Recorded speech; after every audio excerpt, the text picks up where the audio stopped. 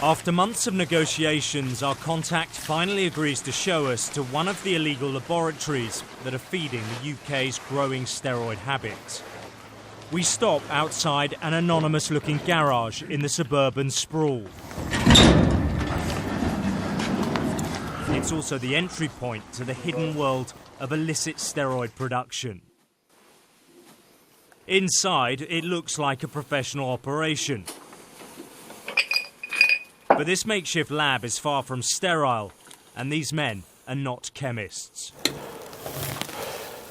What they produce, though, will be injected by thousands of mainly young men hoping to bulk up. They agreed to speak to us on the condition we disguise their voices. The market's massive, the fitness industry is growing, everyone's seeing all this stuff on the TV, everyone wants to look good, so we're getting busier and busier. More people want to start up their own lab but don't have the knowledge of where to get the raws, the powders, so they come to us and we're selling them the product and they're labelling it as their own. We've been here for about 25-30 minutes, and in that time they have made 500 millilitres of testosterone propionate. It's worth about £700. Now, they describe themselves as small players in this underground criminal industry. They say there are hundreds of laboratories around the country, and it is big and growing business. We can make up between 15 and 20. 15 to 20,000 pounds every month. Yeah. Your 3 labs. Yeah.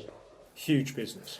Yeah, but like I say, I know people that make us look like chump change, so I know people that are doing 150,000 a month. There are no national statistics for the number of people using anabolic steroids, but what is clear is that more and more young men are prepared to risk their health to look good in a society where body beautiful is increasingly important. Louis Davies and Ben Mannion are both pumping up their muscles before they go out on the town. They both love the gym. Their physiques, though, are far from natural. I take steroids because I want to look the best. I don't ever want to feel like I'm second best. I want to look the best.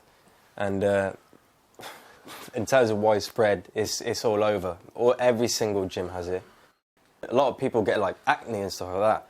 I'm not really an acne-prone person. I've had a bit of gyno, which is where you have inflammation of like the nipple, which isn't really that big of a deal, to be honest with you. I just got rid of that with some tablets. I mean, the health issue for me right now, it's not really. I feel healthy. I feel on top of the world. So when I take steroids, I feel a lot better than when I'm off. I take steroids because I reached a point where I felt like I couldn't get any bigger or stronger. Lots of guys around me. You see them all the time. Just getting bigger and stronger. It's just a case of like you feel frustrated and you constantly think, what if all the time. You constantly ask yourself, what if I did take him? What would happen? And decided to take the risk.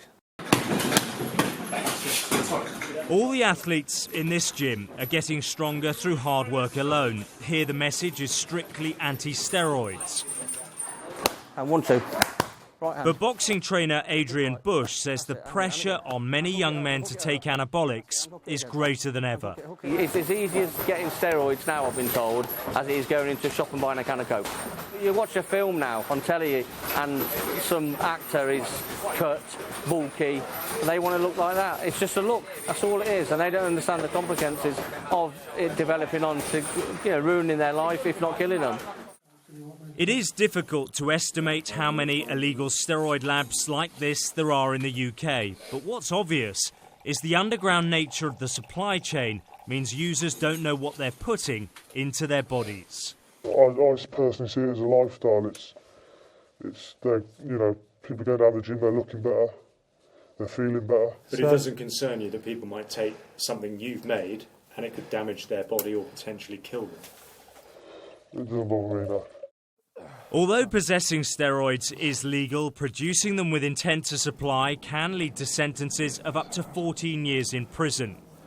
But with so much money involved, there'll always be people willing to take that risk. Alex Rossi, Sky News.